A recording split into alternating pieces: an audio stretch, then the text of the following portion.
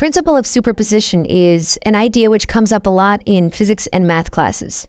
And wherever you see it, it will usually mean about the same thing. And that is, you can generate new things from old things via superposition. So in this context, we're dealing with linear homogeneous differential equations.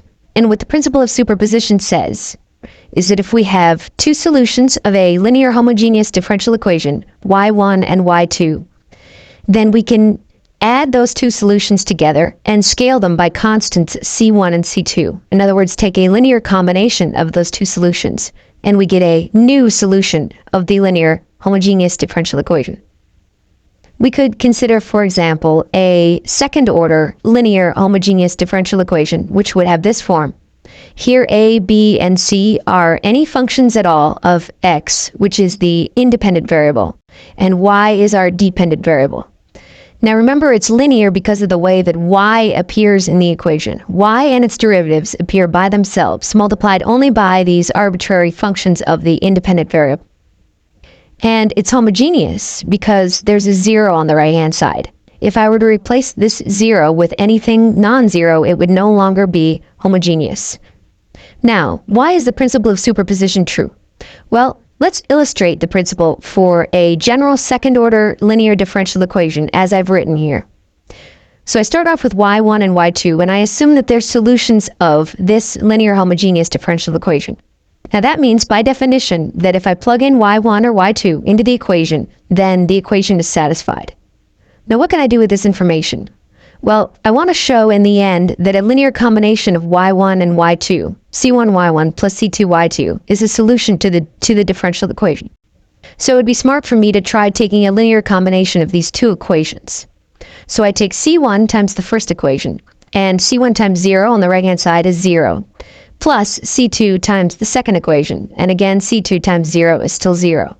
Now let's distribute that c1 through the equation. So I put c1 next to y1 in all places, and c2 next to y2 in all places. Now I add them together and sort of collect all the terms. So I'll have a of x times the linear combination of the second derivatives of y1 and y2, plus b times the linear combination of the first derivatives of y1 and y2, plus c times the linear combination of the no derivatives. Now what can I do with these? Well, the property of the derivative is that it respects addition and multiplication by constants. So what I can actually do is pull the second derivative out of this entire sum, this linear combination, pull the first derivative out, and just leave this one like it is. So this equation becomes a of x times the second derivative of a quantity, c1y1 plus c2y2, plus b times the first derivative of the quantity, c1y1 plus c2y2, plus this guy. So what I've found is, in fact, that this linear combination, c1y1 plus c2y2, is a solution of the original differential equation. And that followed from the fact that y1 and y2 are solutions of the differential equation, and the properties of the derivative respecting addition and scalar multiplication. Now I should point out that there's nothing special here about a second-order linear homogeneous differential equation. This exact argument would go through for any order, as long as the equation is linear and homogeneous. There's also nothing special about taking a linear combination of only two solutions. I could take a linear combination of any number of solutions, and this exact argument would still go through.